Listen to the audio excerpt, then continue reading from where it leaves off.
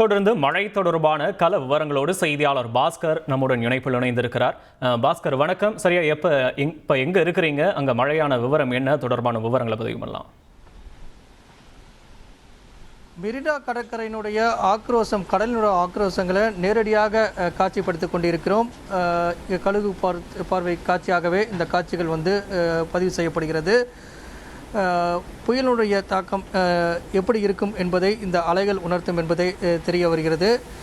நெருங்கி வரக்கூடிய புயலினுடைய தாக்கத்தின் காரணமாக கடல் அலைகள் ஆக்ரோஷமாக எழக்கூடிய காட்சிகளாகவும், மெரினா கடற்கரை மணல் பரப்புக்குள் யாருக்கும் அனுமதி இல்லை என்று ஏற்கனவே காவல்துறை மற்றும் மாநகராட்சி அறிவுறுத்தல் வழங்கியதன் அடிப்படையில் வெறிச்சோடி காணப்படக்கூடிய கடற்கரை, அதே நேரத்தில் மணல் பரப்பு முழுவதுமாக மழைநீர் தேங்கியிருக்கக்கூடிய காட்சிகள், கடலினுடைய ஆக்ரோஷம் எவ்வாறு இருக்கிறது என்பதை தற்போது காட்சிகளாக பார்க்கலாம்.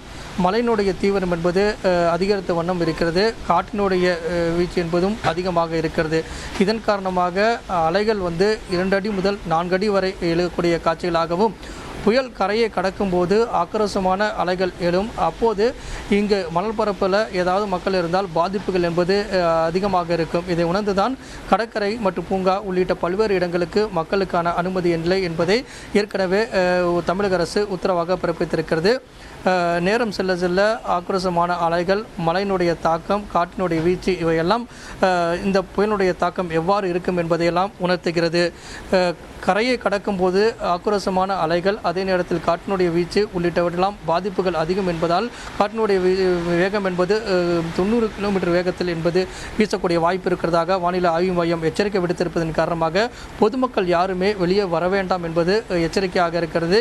இந்த காட்சிகளை பார்த்து பயத்தில் வீட்டில் இருக்க வேண்டும் அப்படிங்கிறதாகவும், செல்ஃபி எடுக்கிறதுக்கோ ரீல்ஸ் செய்வதற்காகவோ கடற்கரை நோக்கி யாரும் வர வேண்டாம்.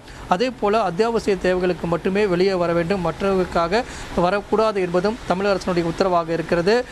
நேரம் செல்ல செல்ல புயல் கரையை கடக்கும் நேரத்தில் பாதிப்பு என்பது அதிகமாக இருக்கும். இதை உணர்ந்து மக்கள் வீட்டிலேயே இருக்க வேண்டும் அப்படிங்கிறதான் தமிழக அரசினுடைய உத்தரவாக இருக்கிறது. மழையினுடைய தாக்கம், காற்றினுடைய வீச்சு நேரத்தை அதிகரிக்க இதனுடைய தாக்கம் அதிகமாக இருக்கும். இதன் காரணமாக புயல் பாதிப்பு என்பது அதிகமாக இருக்கும் அப்படிங்கிறதா இதனுடைய காட்சிகள் தெளிவுபடுத்துகிறது. விவரங்களுக்கு நன்றி பாஸ்கர். பழவந்தாங்கல் சுரங்கப்பாதையில் மழை நீர் தேங்கியதால் போக்குவரத்து பாதிக்கப்பட்டு இருக்கிறது. அந்த காட்சிகளை முதலில் பார்க்கலாம்.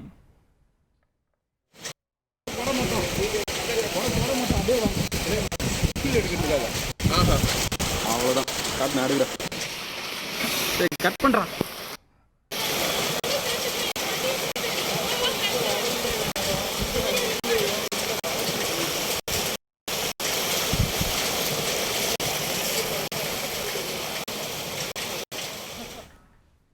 இது தொடர்பான விவரங்களை செய்தியாளர் கசாலி வழங்க கேட்கலாம். கசாலி வணக்கம். இந்த சுரங்கப்பாதையில் வாகனங்கள் செல்லாமல் இருக்க போலீசார் ஏதேனும் பாதுகாப்பு பணியில் ஈடுபட்டு இருக்காங்களா? மாற்றுப்பாதை ஏதேனும் ஏற்பாடு செய்யப்பட்டிருக்கா? விவரங்களை பதிவு பண்ணலாம் கசாலி.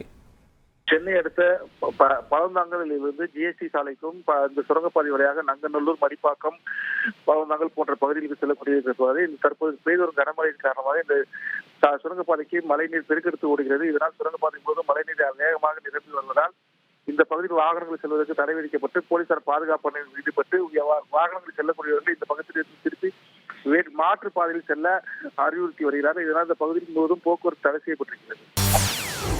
செய்திகளை உடனுக்குடன் தெரிந்து கொள்ள உடனே சப்ஸ்கிரைப் பண்ணுங்க.